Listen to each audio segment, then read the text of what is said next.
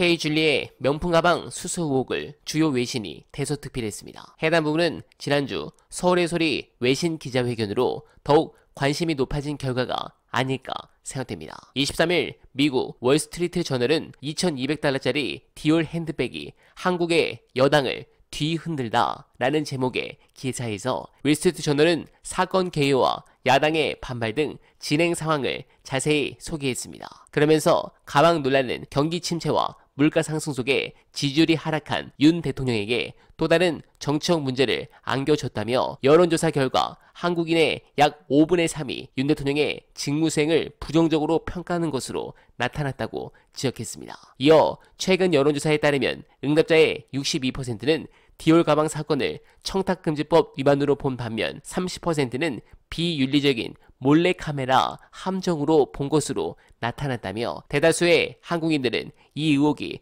조사돼야 한다고 생각하는 것으로 조사했다고 전했습니다. 월스트리트 저널은 가방 사건은 여당 내에도 파문을 일으켰다면서 당원 중 한 명은 영부인을 프랑스 혁명 전 프랑스의 여왕 마리 앙뚜아네트에 비유한 뒤 사과했다고 김경률 국민의힘 비상대책위원 관련 논란을 거론했습니다. 이어 한동훈 국민의힘 비상대책위원장은 지난주 해당 영상이 몰래카메라 함정이지만 국민들이 걱정할 만한 부분이 있다고 말했다가 대통령실로부터 직위에서 물러나 달라는 요청을 받았으나 이를 거부했다며 윤 대통령과 한 위원장 간의 갈등 상황도 언급했습니다. 끝으로 주가 조작에 연루됐다는 의혹도 받고 있다면서 대통령실은 관련 의혹을 부인했고 윤 대통령은 이달 초 김여사 특검법을 거부했다고 전했습니다. 네, 좋습니다. 관련해서 자꾸 여당과 주류 언론들은 불법 촬영이다 뭐다 해서 물을 타고 있는데 이게 말이 안 되는 이유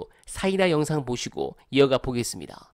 시계 자체가 조금 비법한 증거 채집이다. 박근혜 대통령 탄핵을 할 때도 조선일보가 TV조선이 의상실 몰카 촬영을 해서 그게 촉발돼서 그게 전적으로 촉발된 건 아니지만 그게 시너지 효과가 나서 결국은 탄핵까지 이어졌고 YS 김현철 씨도 국정농단 하는 거를 자기의 친한 친구 박경식 비뇨기과 의사가 녹음을 해가지고 폭로하는 바람에 감옥에 가고 그랬지 않습니까? 그렇기 때문에 공익제보 차원에서 이것을 우리가 불투명한 국정 운영을 하고 비공개 하에서 그런 국정 운영을 하는 것은 결국은 불투명한 방법 아니면 그것을 취재할 수가 없으니까 그것은 문제 삼으면 안 된다라고 생각을 하고 구중몰 속에서 일어나는 일을 우리가 어찌 알겠습니까? 이런 방법이 아니면 권력의 비리를 파헤치는 일에 여러분들이 앞장서 줬으면 좋겠고 저같이 이렇게 취재를 하는 사람을 놓고 그것을 가지고 난도질하는 게 언론의 기능이 아니라고 저는 생각을 합니다. 네, 그렇습니다. 만약